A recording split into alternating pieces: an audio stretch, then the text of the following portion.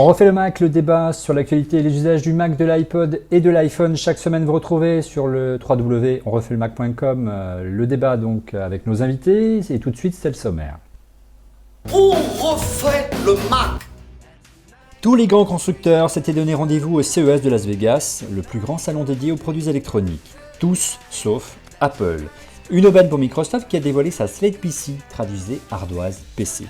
Pour découvrir celle de la pomme, la fameuse Al Slate, il faudra encore attendre la fin du mois. Sera-t-elle différente des versions concurrentes présentées à Las Vegas ? Y a-t-il un marché pour une tablette tactile après les échecs de nombreux constructeurs dans ce domaine ?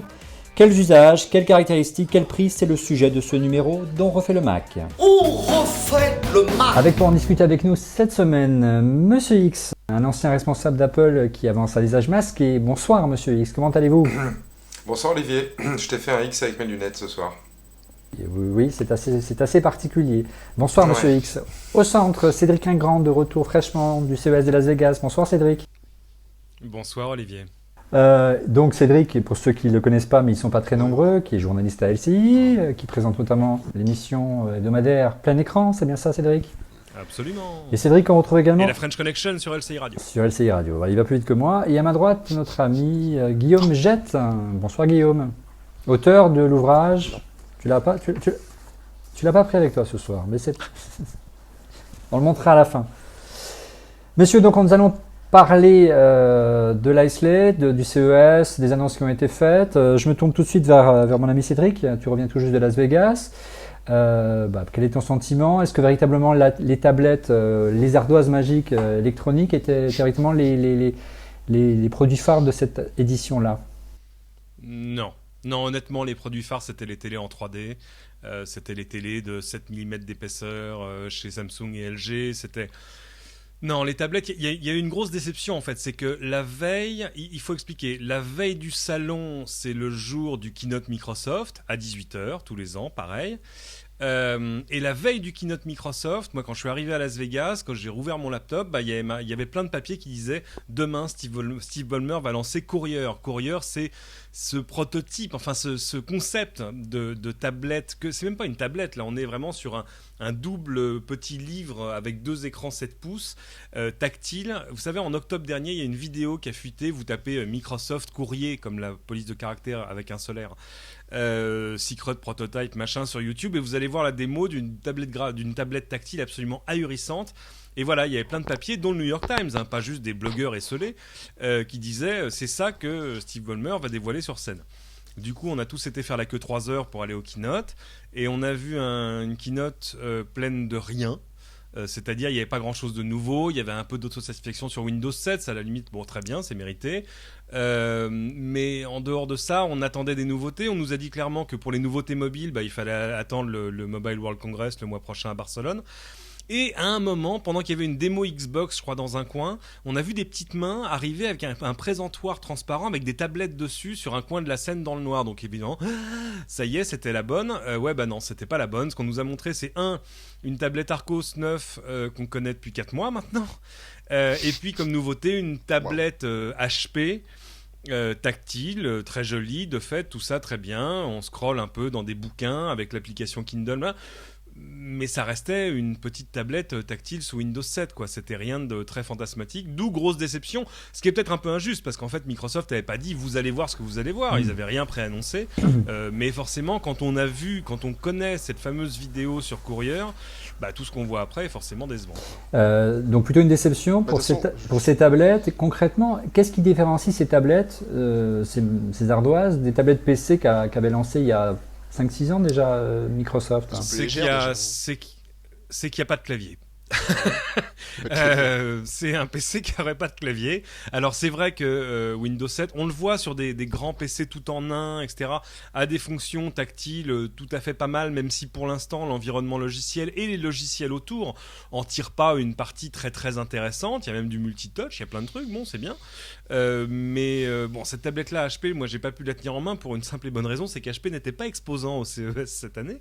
Donc la seule chose qu'on en a vu, c'est ce que Steve Ballmer en a montré, qui était pas très impressionnant. Je pense que s'il y avait eu une killer app, il nous l'aurait Et montré. il y croyait pas, de toute Bon. façon, il l'a montré, il y croyait pas. Enfin, on voyait bien que ça l'intéressait pas du tout. Ouais, il l'a montré quasiment. parce que voilà, j'imagine Genre, que- il fallait en parler parce qu'Apple prépare un truc en secret, mais on avait l'impression qu'il était là sans Non, être là non, non, quasiment, je suis. quoi. Non, Je je sais suis pas, pas mais- d'accord parce qu'il y a plein de constructeurs qui, en parallèle, lançaient aussi des choses. Lenovo a lancé une espèce de laptop dont on peut tirer l'écran. Oui, j'ai vu Et ça. tout à coup, l'écran devient une tablette assez convaincante, mais qui là fonctionne sous Linux. Mm. Vous la recollez sur le PC et vous repassez sous Windows. Finalement, Ouais, c'est vraiment, et- c'est deux machines d'ailleurs, parce que vous pouvez prendre le clavier et le mettre sur un écran, vous avez deux machines. Donc je pense que non, la tablette était quelque chose qui était dans l'air du temps, mais c'était pas à l'échelle de ce qu'on se pensait en tout cas en droit On d'attente. va voir la fin du mois. Concrètement, donc le Microsoft et ses partenaires ont fait un choix de garder le système d'exploitation du PC pour les futures ou les tablettes existantes. Tu parlais de l'Arcos tout à l'heure qui existe depuis pas mal de temps déjà. Donc c'est une évolution du PC. Il semblerait qu'Apple Ouais. choisisse une voie différente, messieurs, et que ce soit plutôt Ah bon, le mais laquelle hein? As-tu des informations Retweet des informations. C'est vous qui faites le débat, moi j'arbitre. Enfin j'essaye, ce qui n'est pas toujours moi, évident. Je vous mets sur la voie en disant que alors, c'est plutôt le système de l'iPhone qui va être embarqué, Moi, non je pas le système du pense, Mac. Là. Là-dessus, on a déjà discuté un petit peu. Le système de l'iPhone, une base d'iPhone, pourquoi pas, mais pas le système de l'iPhone. En tout cas, quelque chose de plus évolué et peut-être quelque chose auquel on pense pas forcément en termes d'interface. Ouais. Mais évidemment, qui fonctionnait sur iPhone, enfin sur une base d'OS Mac OS 10. Concrètement, pas, quand on iPhone a vu OS, la vidéo, Mac OS 10. quand on a vu, et puis là la magie du montage nous montrera la vidéo, quand on voit la démo que fait Steve Ballmer et on voit qu'il tâtonne et qu'il a du mal à lancer la vidéo sur scène, parce que c'est Ah oui, mais c'est parce que ouais, non, Non, c'est parce il qu'il est fait à un truc l'envers, antinaturel, d'accord. c'est-à-dire que Ok. il est à Mais l'envers. on voit que c'est comme si je te l'interface de présente la tablette Windows. et j'essaie de faire des trucs comme ça. Oui, c'est mais on pas voit que c'est terrible. l'interface Pardon de Windows. On reconnaît la. Ah mais c'est Windows. Voilà, on reconnaît C'est la Windows. corbeille. Que je sache, a priori, dans l'iPhone, on ne retrouve pas les éléments du Mac. Hein. Il y a des Non, évolutions. ils sont partis de zéro Voilà. pour faire Il quelque chose semblerait qu'Apple d'adapté choisisse aux un- tâches. Ouais, mais attends. Moi, il y a quand même, on est quand même face à des trucs totalement contradictoires. Pour l'instant, honnêtement, pour moi, la question se pose de savoir si cette tablette, si tablette il y a, parce que je vous rappelle que pour l'instant, on a ça Rien, comme info. c'est vrai. Il y a deux, trois sera, éléments, on va en plus parler. Sera plus un iPod agrandi avec un système un peu évolué, ou est-ce que ce sera quelque chose de plus proche d'un iPod ou d'un iPhone ou d'un MacBook? Parce que 10 pouces, et on a vu des specs apparemment, je pense, assez fantaisistes Totalement baladés bidon. sur Internet. Totalement. Ouais, on est d'accord que tout ça va pas intégrer un projecteur Avec un disque intégré. dur, Enfin, on est dans le waouh, délire bienvenue au complet. 19e Oui. siècle. Avec un disque En dur, gros, la rumeur. 3 prises USB. En Enfin, gros, ça- Cédric, non, pour ça m'a résumer, beaucoup la fait rire, rumeur, honnêtement. c'était une version encore plus allégée du MacBook Air, en gros, Ouais, voilà. en résumé. Tactile. Oui, c'est ça, c'était un MacBook tablette Mm. plutôt qu'un iPod tablette. Vous voyez ce que je veux dire? Mais en même temps, la question reste posée. Oui, Parce que j'ai encore vu des gens ce matin qui m'ont dit oui, moi j'ai l'info, le Ah. truc il va coûter $2000. $2000. Ah bah c'est pas la peine de faire un keynote. Hein. je vais s'arrêter tout de suite. Je vois monsieur, C'est fort. je vois monsieur Enfin, X non. trépigner. Oui, oui, monsieur X. Je crois qu'on touche le cœur du débat. On vient de parler de beaucoup, enfin en tous les cas vous, deux spécifications, macOS 10 mobile ou pas, processeur, voire taille d'écran, mais je crois que la vraie question, franchement, elle est pas là. Elle est pourquoi faire pour L'usage. quel Nous scénario sommes d'usage, d'accord. pour quel client. Exactement. Si on reprend le MacBook Air que citait Cédric, bon, peut-être que je déforme un petit peu, que je caricature, mais je crois que le scénario de base autour duquel Steve Jobs l'avait présenté, c'est j'habite dans un loft, je suis célibataire au-dessus d'un Starbucks, café en Californie, et je descends de chez moi jusqu'au Starbucks, et j'ai une connexion Wi-Fi permanente, donc j'ai pas besoin de lecteur de DVD, et je télécharge mes logiciels depuis mon serveur Mac Mini qui est resté chez moi. Scénario peu probable, ceci explique peut-être cela avec le MacBook Air, mais la question va être encore plus cruciale avec la tablette, puisque il va falloir qu'il trouve, comme disait Cédric, une place dans la gamme, mais surtout un usage. Pour Ah, qui? Les hommes, façon, les femmes, la maison, dehors, les hotspots, la connexion 3G. La question- Est-ce que c'est une ça- bibliothèque ça- média comme Arcos, ou est-ce que c'est un autre ordinateur, un point d'accès à Internet? Et ça, je pense que c'est la grosse question. Il y a, Quel usage? Surtout quelle est la killer app? Quelle est vraiment la killer app? C'est-à-dire le truc qui va permettre de pousser cette tablette et faire comprendre que c'est le produit dont tout le monde va vouloir. Et là, la question c'est... Alors, ce qui est dans l'air du temps, c'est le livre numérique. Donc, il y a eu les approches Ouais. avec le Kindle, le Nook, etc. Donc, moi, c'est vrai que j'étais parti plutôt de l'idée, ce que j'avais expliqué il y a quelques temps, sur l'idée c'est d'avoir un truc style le journal des sorciers dans Harry Potter, avec des des journaux qui seraient beaucoup plus animés, beaucoup plus multimédia et beaucoup plus interactifs que ce qu'on a aujourd'hui. Et avec la plateforme iTunes C'est Store, apparemment une Voilà. demande qu'Apple a fait aux éditeurs. Hein. absolument. Il y a eu Avec la plusieurs plateforme iTunes fuites Store, d'éditeurs. Apple a déjà la plateforme pour par diffuser exemple. ses contenus numériques. Donc il y a quelque chose à trier. Mais c'est-à-dire juste le New York Times avec un peu de vidéo, c'est pas encore la killer app quoi. C'est sympa, Non, c'est chouette non, pour le bien sûr. keynote, Non, non. hein, mais c'est Non, pas ça qui va vous pousser vers les magasins parce qu'évidemment il y a aussi la question du prix et si les specs sont à l'échelle de ce qu'on peut attendre, le problème c'est que ça va pas coûter 300 €. Si vous êtes d'accord, Alors. avant de rentrer concrètement dans ce qui va faire, ou ce qui ferait la valeur ajoutée de cette tablette, je vous propose de revenir sur quelques éléments, parce qu'il y a eu quelques éléments récemment qui nous permettent de dresser un petit peu le portrait robot de cette ardoise. C'était lundi dernier, au micro de Jean-Pierre Elkabbach. Je vous propose d'écouter Stéphane Richard, qui est le numéro 2 d'Orange. On se retrouve tout de suite après. On refait le Mac. Selon le point, l'hebdomadaire Le Point, dans quelques jours, votre partenaire Apple va lancer une tablette Oui. dotée d'une webcam. Oui. Est-ce que les usagers d'Orange en bénéficieront aussi? Bien sûr, ils en bénéficieront d'autant plus facilement qu'avec la webcam, on pourra en effet se transmettre de l'image en temps réel. Hein, on va moderniser en quelque sorte ce visiophone qu'on a connu il y a quelques années et que là aussi, la taille du réseau et la qualité du réseau que nous avons mis en place au service des Français permettra à ces nouveaux usages de se développer. On refait le Mac. Donc il faudra dire un grand merci aux gens d'Orange. A priori, donc, ils devraient commercialiser, en parole conditionnelle, la future tablette d'Apple et surtout, ça laisse quelques indices, donc une webcam et une connexion 3G. Qu'est-ce que vous en pensez, messieurs? Bah, s'il y a une connexion 3G, c'est intéressant en termes d'usage parce que ça veut dire que ce sera un outil mobile. Ce ne sera pas forcément uniquement quelque chose qu'on sera censé utiliser dans son canapé. En même temps, ça pose autant de questions que ça en résout. C'est que, imaginons le cas d'usage moyen, j'ai un MacBook et un iPhone. Comment est-ce que j'insère ce truc-là entre les deux? Ça veut dire quoi? Il me faut un nouvel abonnement supplémentaire? Non, Ouais, ça c'est une c'est grosse pas, problématique. ça me paraît Moi, dément. en plus, d'autant plus qu'on sait que en ce moment, Apple n'a pas, par exemple, des opérateurs comme AT&T dans son cœur, pour des raisons de structure de réseau qui ne tient pas le choc, etc. Et moi, je pense plutôt que la solution serait plutôt orientée du côté, peut-être améliorer le mode modem de l'iPhone pour qu'il fonctionne vraiment en symbiose avec la tablette ou quelque chose comme ça, pour qu'on ait un accès beaucoup plus simple à Internet avec la tablette. Mais pas pour le porte-monnaie, pour hein, les parce mêmes que raisons. la tablette plus l'iPhone, ça fait un joujou, Ça on fait cher. tape dans les 1200, 1300 € la visioconférence. Mais à propos du porte-monnaie, Déjà, mais bon. non, pas tout le monde. Mais à propos du porte-monnaie, ce qui est intéressant dans les propos du numéro 2 d'Orange, c'est que, De Stéphane Richard, ouais, oui. c'est que potentiellement cette tablette pourrait être subventionnée par Orange. Et là, en termes de tarification et de positionnement prix, ça change tout, messieurs. La seule piste qu'on avait jusqu'à maintenant, Oui, c'est c'était une bonne celle du Wall Street Journal Ouais, qui a annoncé un je prix trouve autour aussi. des 1000 $, hein, c'est-à-dire à peu près 700 €. Ça veut dire... Non, ça veut dire 1000 €. Hein, Oui, bon, on d'accord. va arrêter de se mentir. Ça veut dire 1000 €. On pourrait imaginer avoir, si subvention il y a, et si par exemple il n'est pas forcé que la 3G soit intégrée, on peut imaginer une clé livrée avec, hein, une clé 3G, USB. Quel laideur, non c'est pas possible, non Steve peut pas laisser faire un truc pareil. On va t'imagines voir. La grosse clé sur Ouais, le c'est vrai côté, que c'est pas pour très la classe. dans Je la suis rue, d'accord. cronk, ça y est Non, c'est ça, cassé. Bref, pour terminer sur mon Steve idée, peut pas laisser faire un truc pareil. on pourrait Je suis imaginer d'accord, il sera que pas les laissé opérateurs commercialisent cette tablette PC, cette tablette Mac ou bon, je sais pas comment on va l'appeler, cette Magic tablette, au prix d'un IPC. Est-ce que vous pensez ce scénario possible? Non. Quand on voit les remises qui sont Bah, faites sur il- l'iPhone, l'iPhone il serait- vaut 600 € nu, hein, il est vendu 50 € Ouais, mais aujourd'hui alors, par attention, SFR. attention, hein. souvenez-vous que 80 € attention, par ceci SFR. n'est pas un téléphone. Ceci n'est pas un téléphone. Il n'y aura pas de forfait voix, j'imagine, avec. Sur les forfaits 3G, allez voir le site de votre opérateur préféré. Ils sponsorisent pas grand-chose parce qu'ils savent que ça va leur rapporter 30 € par mois et pas un radis de plus. Alors ils peuvent faire un abonnement.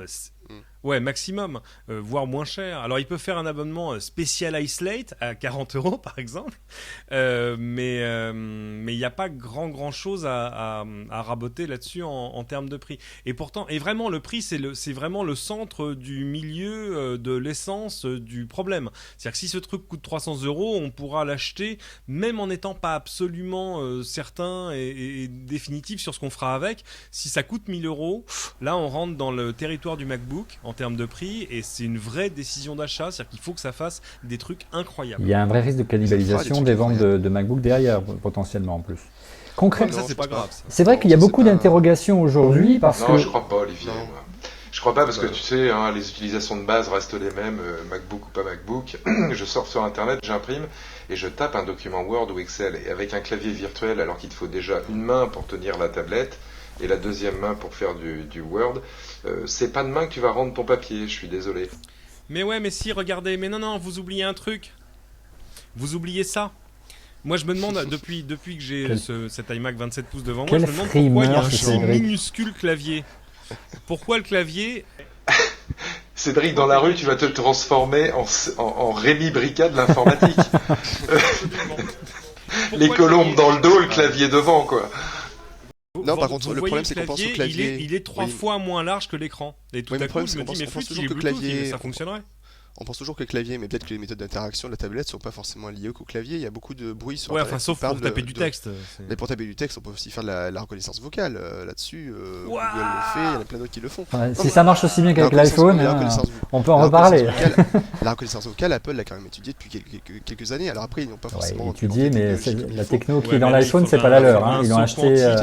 Ils l'ont acheté en main. Chez Rabbit il y a 15 ans et ça marchait pas. Ouais, mais ils vont l'acheter à nuance comme tout le monde. Voilà, ils l'ont acheté clé en main. Ça marche dans toutes les langues, c'est l'enfer. Non, oui, ça marchera jamais en chinois. Moi, j'y crois pas personnellement. Ça peut être une valeur, une fonction en plus, mais c'est pas ça la killer app aujourd'hui. Enfin, je pense pas. Ça dépend comment c'est fait. Là-dessus, on peut. Alors pour l'instant, l'état de la rumeur, on nous dit qu'il y aurait une interface tactile plus avancée que celle de l'iPod et de l'iPhone, avec des gestes compliqués, genre je mets 3 doigts comme ça et je fais ça. Une vraie langue des signes, mon cher Cédric, c'est ça ?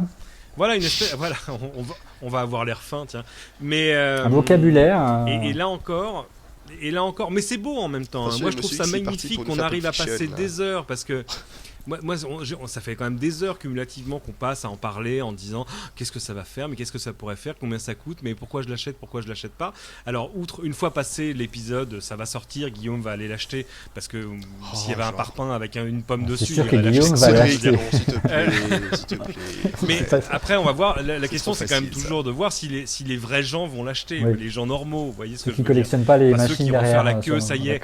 Je souffre d'avance de voir les queues à l'Apple Store. En même temps, ce sera moins ridicule que les queues pour l'ouverture de l'Apple Store où il n'y avait rien de nouveau.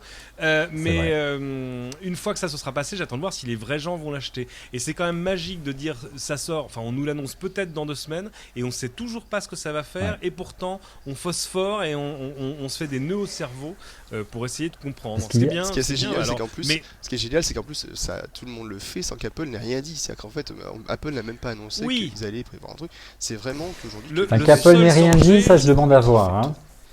Ouais, le seul danger, c'est le danger de la déception. Ouais. Oui. Le seul danger, c'est que finalement, on nous sorte un gros iPod. Ou un MacBook. Et c'est genre, ah ouais. Ouais, non, mais voilà. Un petit MacBook. Moi, j'ai déjà eu ma déception de la semaine chez Microsoft. Dans 2 semaines, on verra si on a. Alors non, ça peut pas être à la même échelle parce qu'en même temps, chez Microsoft, on avait des infos, on savait déjà ce qu'on attendait. Cédric, c'est vrai que pour rebondir sur au CES, Microsoft n'agence jamais des trucs révolutionnaires. C'est pas nouveau. Ah, ils ont déjà montré au moins des choses, etc. Mais là, ils ont tellement tout repoussé. Et puis en fait, là, Microsoft avait le problème qu'Apple avait avant. Quand ils allaient à Macworld Expo, c'est-à-dire que c'était un rythme et une date qu'ils ne choisissaient pas. Donc il fallait avoir un truc prêt à annoncer début janvier. Et on sait que ça les a quand même puissamment emmerdés pendant des années et qu'ils ont fini par dire non, c'est fini, on arrête de se calquer sur un rythme qui n'est pas le nôtre. Là, Microsoft, on fait un peu pareil, donc c'était un peu vide. Donc pour rebondir sur ce que tu disais tout à l'heure, Cédric, que tout le monde s'interroge d'autant plus qu'on ne sait pas s'il y a un marché aujourd'hui de ce type de périphérique, aujourd'hui, ou de ce type de produit, et que jusqu'à maintenant, tous ceux qui ont tenté de se lancer dans l'aventure, on pense d'abord à Apple il y a des années avec le Newton, même si je sais c'est pas une tablette, mais c'est l'ancêtre direct de la tablette. C'était le plus gros risque, le plus gros échec d'Apple depuis de ces 15 dernières années. Désolé, Monsieur X. Et le cube aussi, le cube. Oui, mais bon. Passons, j'en ai acheté un. J'ai toujours pas fini de le rembourser. Il est vendu. Oui, très bien, merci. Donc aujourd'hui, qu'est-ce qu'il y a autour de nous qui pourrait s'approcher de cette famille de produits qui fonctionne? On a beaucoup parlé du Kindle, je crois, Cédric. Ah oui, mais enfin, a priori, c'est pas ça qu'on va voir. C'est-à-dire que ça, par contre, Ce serait c'était une fonctionnalité. vraie, tendance. C'était une vraie tendance de fond au CES. Tout à coup, on a vu l'émergence. Il y a même un village des e-books. Alors, ce qui était assez rigolo, parce que entre les e-books, il n'y a pas une différenciation énorme. Ils ont tous de l'e-paper avec des dalles e-paper qui viennent de chez un ou deux constructeurs. Bon, il y a des choses en termes de logiciels à l'intérieur, etc. Mais tout à coup, la bataille, c'était Kindle d'un côté, Sony de l'autre, nos amis français de Bookin. Et là, tout à coup, on a vu arriver Samsung, par exemple, qui a sorti 4 modèles différents d'e-book. Donc, on sent que c'est un marché qui est en train de devenir mature. Ces e-books font de plus en plus de choses. Maintenant, ils sont tactiles, sans qu'il y ait de compromis sur la qualité de l'affichage. Bref, il se passe des trucs. Mais jusque-là, on ne pense pas vraiment que ce soit sur ce chemin-là qu'Apple est en train d'avancer. C'est plus, à mon avis, la tablette est plus quelque chose sur lequel on lira des journaux, des magazines, pourquoi pas du manga ou des BD, plus que le dernier Dan Brown, ne serait-ce que pour des questions de batterie. Monsieur X. Parce que Dan Brown, vous pouvez le lire sur un Kindle ou sur un reader de Sony, vous ne le lirez pas sur une tablette avec un écran LCD rétroéclairé. Oui, monsieur X. Au moins, je pense, Cédric, deux autres pistes. On peut peut-être jeter un petit coup d'œil chez nos voisins au-delà de la Manche, et chez un opérateur qui s'appelle O2, qu'on connaît tous, et qui est en partenariat avec un fabricant californien qui s'appelle OpenPeak, si ma mémoire est bonne, et qui vend un terminal subventionné. Qui est couplé à la box de chez O2, depuis lequel on peut faire ce qui pourrait être une fonction magique et qui s'appelle en anglais dans le texte le click to call. Tout simplement, on peut recevoir son appel sur la tablette OpenPeak, passer un appel depuis la tablette OpenPeak avec ses doigts en touch magique, et envoyer des SMS et déporter depuis la box de chez O2 sur le terminal OpenPeak un certain nombre de fonctions à valeur ajoutée de l'opérateur.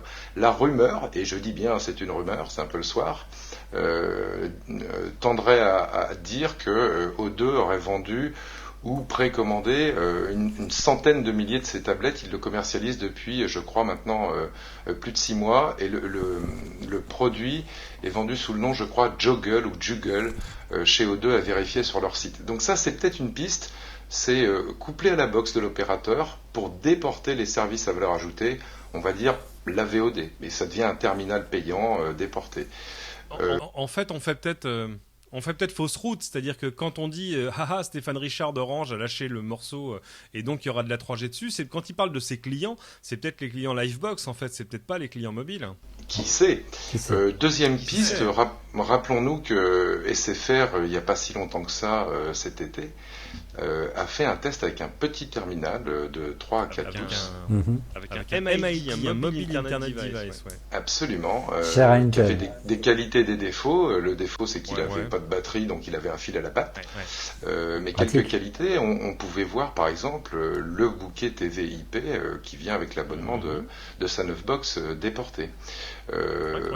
Une piste qui ressemble furieusement à celle d'O2 et d'OpenPeak. Voilà, donc comme compagnon d'une boîte d'opérateurs, ça peut être pas mal. Et puis quand je sors de chez moi, ping, je passe de ma connexion IP à ma connexion 3G, et là on peut se mettre à rêver à je suis opérateur, je vends mes services à valeur ajoutée au travers de la tablette et en connexion c'est pas possible. à l'extérieur. C'est pas possible. Si c'est une tablette Apple, l'opérateur il a pas de place. Donc c'est l'opérateur, il devient tuyau.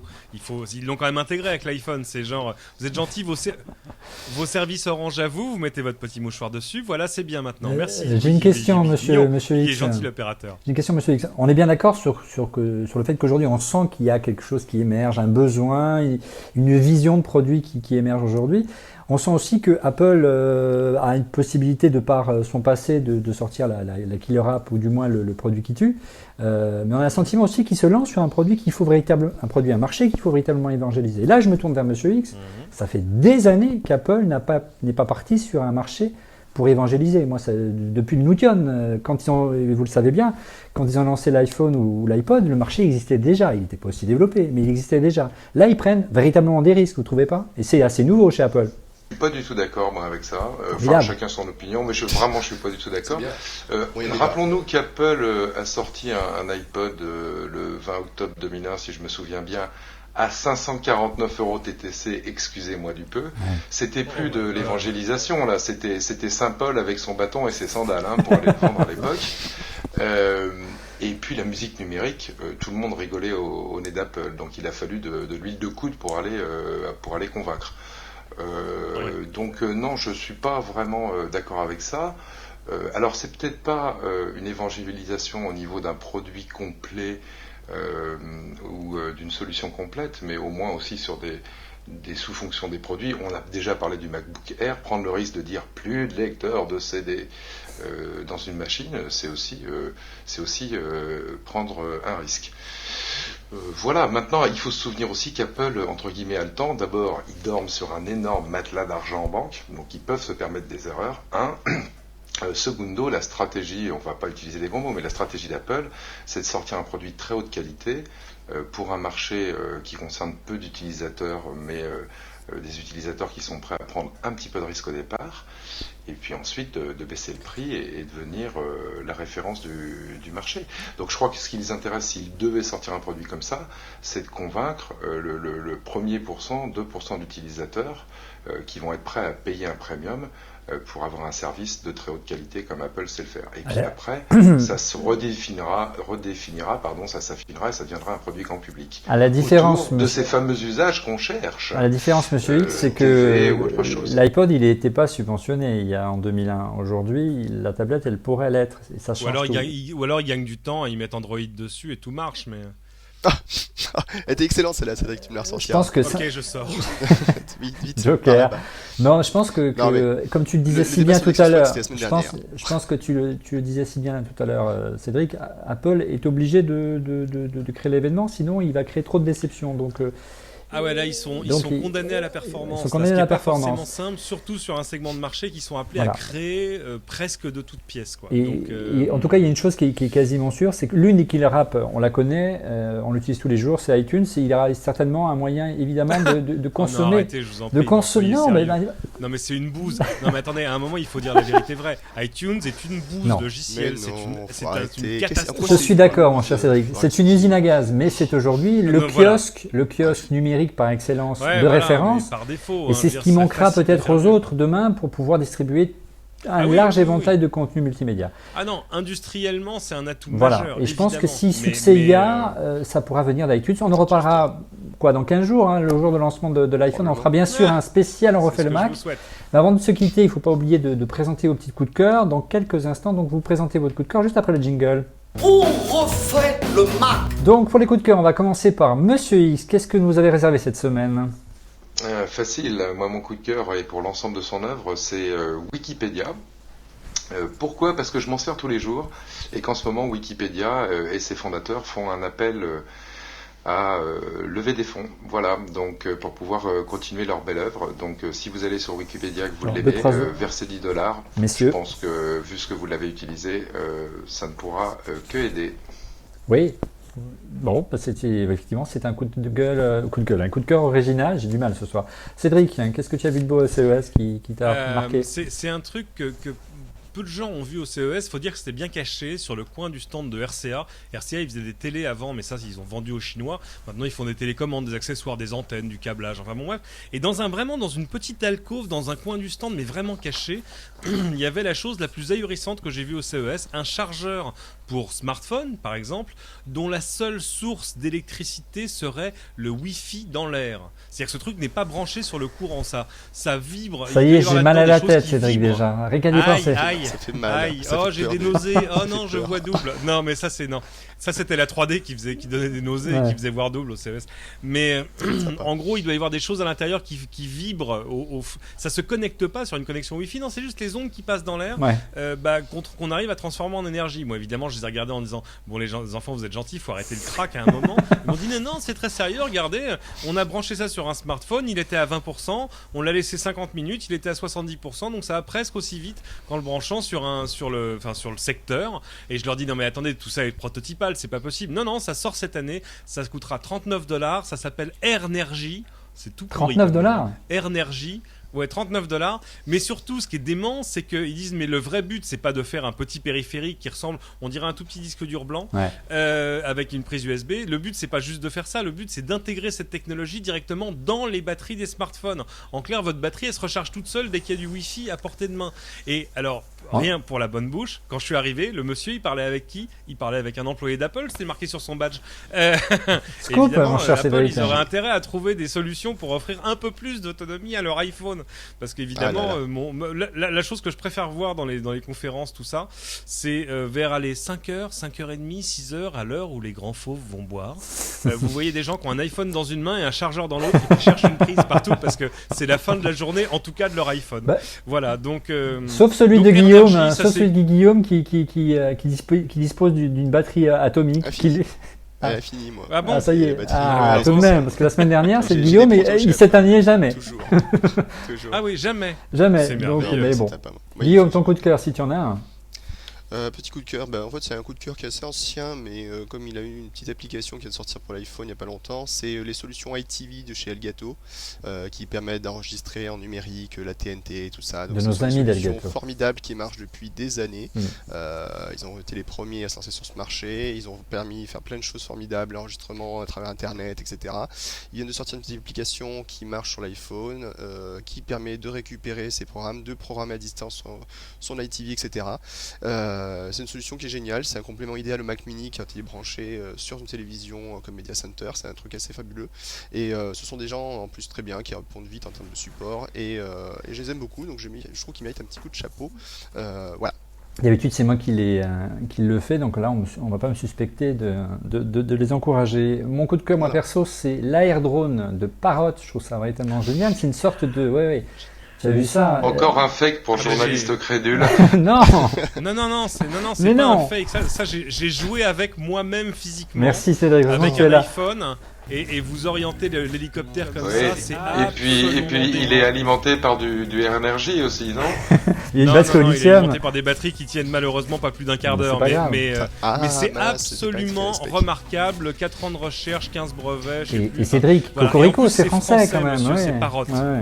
Ah ouais, non, Donc, ça c'est. en résumé, c'est une sorte d'hélicoptère, c'est bien ça Cédric C'est un hélicoptère avec 4 hélices, c'est voilà. un quadricoptère. hyper stable grâce mais aux 4 entièrement hélices. stabilisé tout seul, parce que piloter un hélicoptère radiocommandé c'est impossible, Ouais. c'est un truc à le mettre Je dans sais, le j'ai mur, cassé. tout ça. Le Père Là, Noël il m'en a stabilise apporté tout un, seul. Cédric, et il a craché en 2 Non, jours. je veux pas croire parce qu'on connaît même pas le prix encore. Et surtout, il y a une caméra Voilà. devant et une caméra en dessous. Ouais. Et ça permet de faire du jeu vidéo. Enfin, c'est dément. Et en plus, c'est un truc, ça existe pas chez Apple. Et que je vais vous apprendre des nouveaux mots. C'est une plateforme ouverte, une Open API avec un kit de développement ouvert. Les gens vont pouvoir développer ce qu'ils veulent. S'ils sont forts veulent chez redévelopper le truc sur Android ou ailleurs, ou s'ils veulent développer d'autres jeux ou faire ce qu'ils veulent, ils pourront le faire. mais c'est Aujourd'hui, un kit de développement avec un copter qui coûte 1200 €. On espère que dans la vraie vie, il coûtera bien moins cher que ça, mais ça va poser beaucoup de problèmes parce que où est-ce qu'on va y jouer? Enfin, non, mais en même temps, ça va être vachement rigolo. On va faire des batailles Et le truc qui tue en plus, c'est que tu as sur ton iPhone, tu vois c'est-à-dire que tu pilotes tu ton iPhone vois- à distance, tu vois la caméra. ton hélico à Tu distance, vois voilà, ce que tu voit vois, la tu vois ce caméra. que- voilà, ça Tu c'est. choisis l'une des deux caméras. Ça se pilote juste avec le. C'est un avec gros le jouet, petit je suis bien sensor. d'accord, mais c'est bluffant. C'est Et, un jouet de j'ai geek. qu'une Et hâte, tout c'est le pouvoir monde vous le voyait présenter ça en très vite disant, dans Refait le j'en Mac. veux un tout de Monsieur suite. Parrot, Mais Monsieur Sédou, si vous nous écoutez. c'est fini. Non, je disais, Monsieur Parrot, Mais- Monsieur Sédou, si vous écoutez, on a hâte de pouvoir le présenter en Refait le Mac. Ah ouais, avec grand plaisir. Voilà. Ouais, on en aura chacun un dans notre fenêtre et tout. Ça va Voilà, être et je serais curieux de voir le prix. J'ai vu des prix autour de 300 € sur le net, mais malheureusement, je sais pas si. On dit que ce serait entre 300, 400, au-dessus de 400, ça me paraît Compliqué, vraiment ouais. compliqué. Et Et déjà, puis, il faut un iPhone. c'est un peu, voilà. Voilà, mais bon. Pour l'instant, Quelque chose oui, à mais voir. ça va changer. Bien, on a été long encore ce soir, mais on s'est fait plaisir. Merci messieurs d'avoir participé Ouais, à c'est long, mais cette c'est bon. 5e édition ou 6e édition, je sais plus, 6e édition dont Refait le Mac C'est déjà. toi qui sais. Hein, Oui, mais je vieillis. Ça fait un vrai plaisir de discuter avec vous ce soir et de partager avec vous votre passion des objets high-tech, du Mac, de l'iPod et de l'iPhone en particulier. On se retrouve la semaine prochaine. On va essayer la semaine prochaine. On va essayer, je vous dis pas qu'on va y réussir. De parler un petit peu de la genèse de l'iPhone.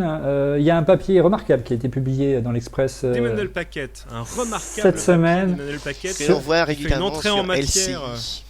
qui. Mais non, je suis pas sûr. Mais non. Non, ça fait longtemps qu'on l'a pas vu chez Ouais. nous malheureusement. Mais voilà, c'est maintenant qu'il est à Tant l'Express. qu'il travaille plus aux échos, ça devrait bien se passer.